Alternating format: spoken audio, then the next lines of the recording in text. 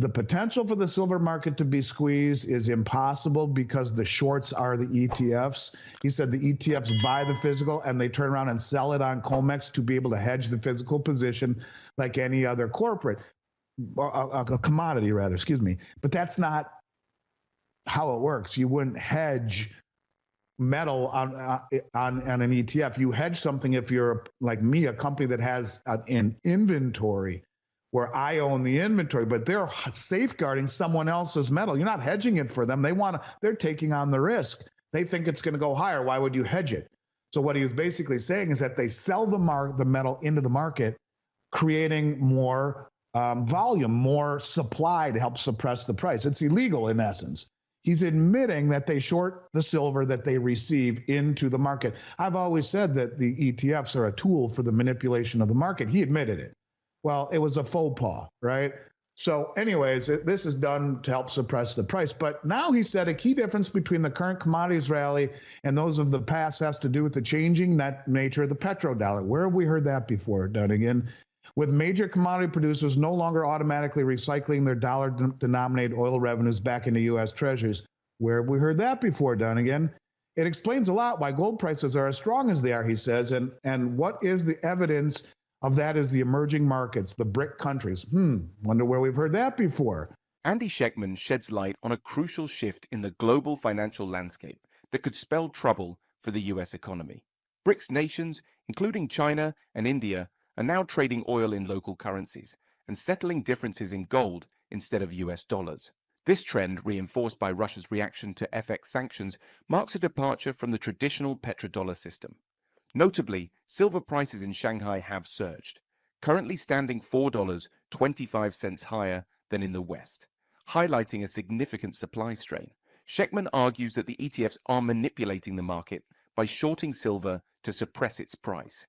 The strategic move by BRICS to prioritize commodities, including gold and silver, over the dollar indicates a broader global economic realignment. This shift could undermine the U.S. economy by reducing demand for U.S. treasuries and the dollar. All met with Saudi Arabia and other key participants in November of last year and discussed how they're going to trade with one another using local currencies, and then whatever it nets out in settling, they would settle in gold. Where have we heard this before, Dunnigan?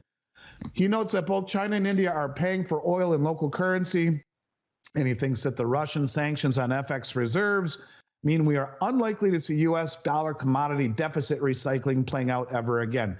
Where have we heard any of this, Dunnigan? I ask you. How long have we been saying this? And now Jeffrey Curry, that the head of the table, is saying it. He says, confirmation, and this is the interesting piece, the last piece of the puzzle. He says, Curry's confirmation of gold recycling of commodity surpluses, and I would add silver into that, and I would add oil into that, not just gold, means, here's the key, the de facto net settlement is gold. Let's not forget that oil markets, by the way, Dunnigan, are 12 to 15 times the size of global gold markets. So if indeed all of these countries are buying oil, using local currencies and settling out the differences instead of treasuries into gold, what does that really say for gold's potential? What does it really say for silver's potential in this massive shortage that we see of available silver? And why are the four big bullion banks that are probably the four that are shorting it the most on COMEX, why are they going to the Shanghai Metals Exchange 1 week after another? In essence, it seems they're begging for help in getting out of these short positions. And since they've gone there, the Shanghai silver stockpiles are falling like a stone. Could it be they're working out a deal? We'll give you gold. We'll give you whatever you want. We need your silver or we're going to blow up. And I think that should not be understated. And they're not making it easy on them, mind you, with $36 an ounce silver closed today in Shanghai. What are we at right now in silver? Right now in silver here in the West, we are at 31.78. They're approaching $4.25 an ounce higher.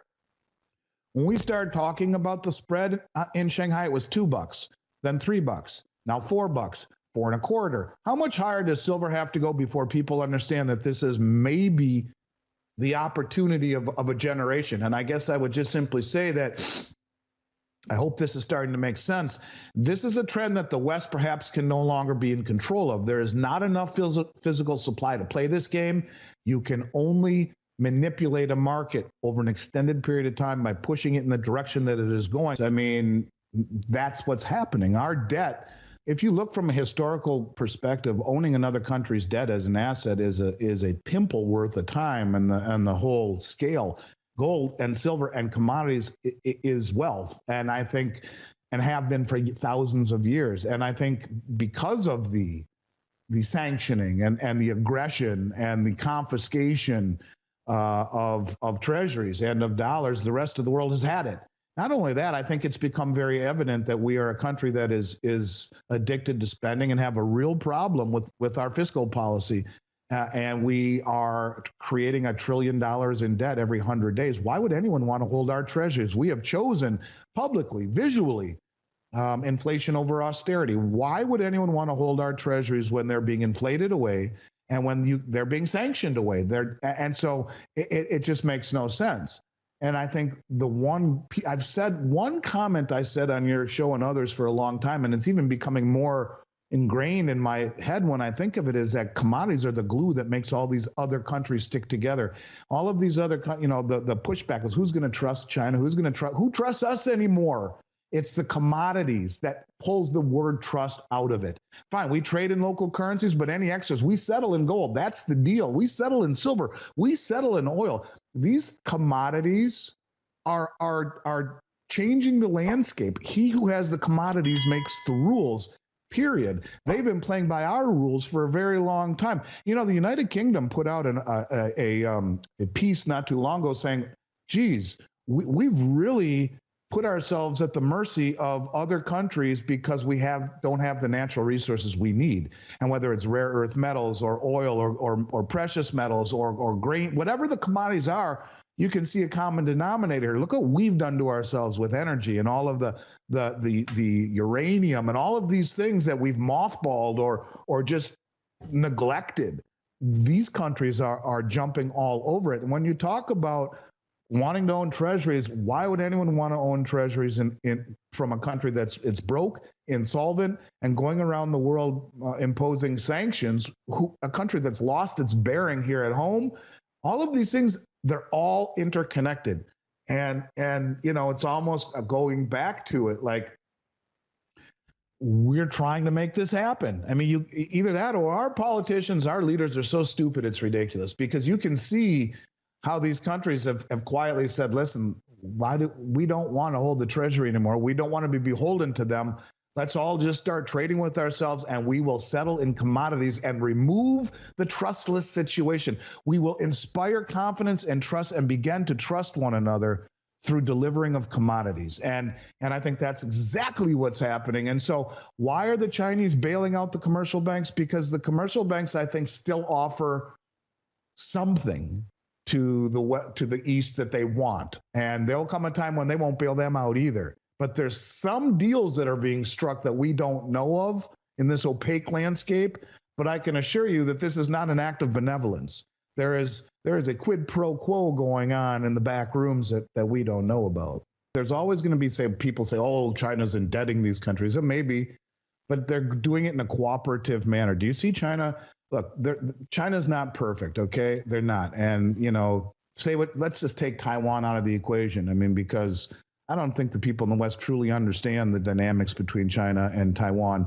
But do you see China having military bases all around the world? Do you see China doing things all around the world with coercion and sanctions? No, they are in a cooperative manner emulating kind of what the Western countries did for 300 years, but they're doing it cooperatively. They're going around and expanding and allowing these countries to stand on their own 2 feet by building the infrastructure that allows them to do this.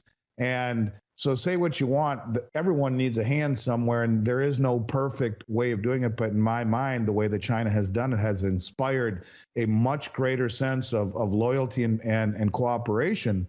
Even the Shanghai Cooperation Organization and the Belt Road Initiative is not something to be ignored. I've talked about that with you for going on 4 years. And they're putting all of this together in a cooperative manner, and they are using commodities. Zoltan Pozsar was dead on right in 2020 that we are entering a new system that's all about commodities, and that's exactly what it is. And they are becoming worth more than currency, No one wants the dollar that is ultimately going to die. Yeah, they have to take it. They have to use it to get out of their debt positions or because it's still the system or whatever it is. They don't want to. They have to. That's going to change. And that's why they are replacing their treasuries, which would be the first step in commodities, because, you know, there's your savings.